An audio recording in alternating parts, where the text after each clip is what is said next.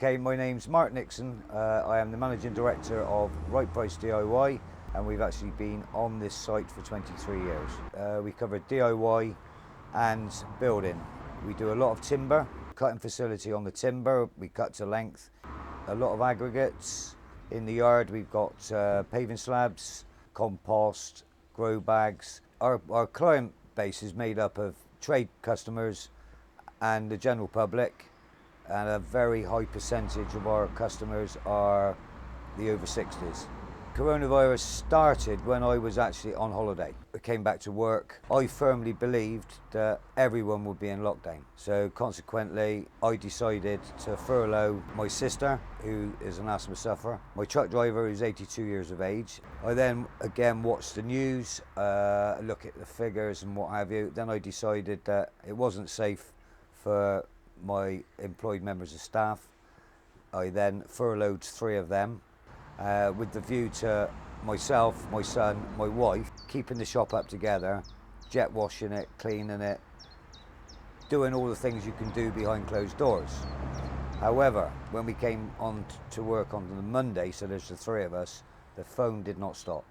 So we decided that we would cater for as many as we could by taking their request over the phone, then going picking it, then bringing it back, giving them the price, doing the transaction by credit card, debit card, and then placing the goods outside the lock gate. We were busier than our bank holiday Monday. We maintained our normal daily take-ins, and some days we exceeded it considerably.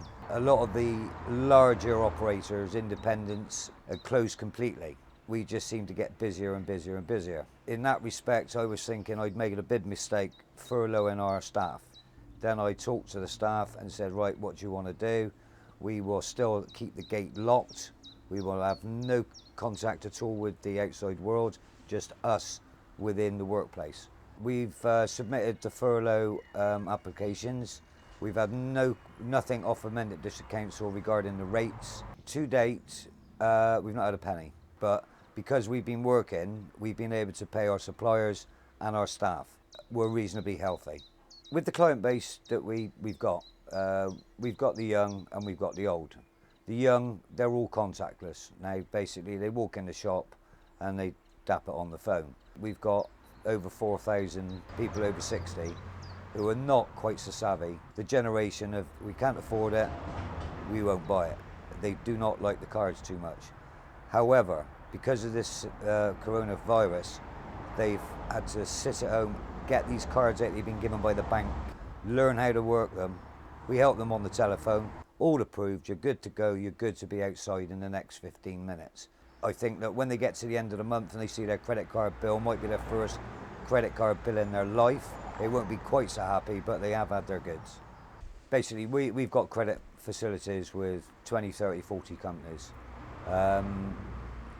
The terms and conditions have not changed at all. Because we've been trading so long, they know Mark, they know Susie, they know Right Price DIY. They know how we operate financially. We play everything by the book, so therefore I've had no problems with supplies other than they might have run out.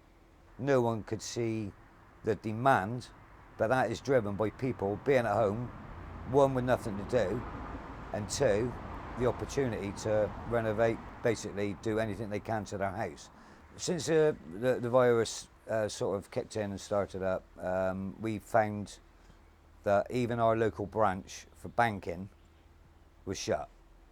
So if we'd wanted to take cash, we couldn't have done anyway. We had nowhere to put it. We've had no contact with the bank whatsoever. It's just our banking name only.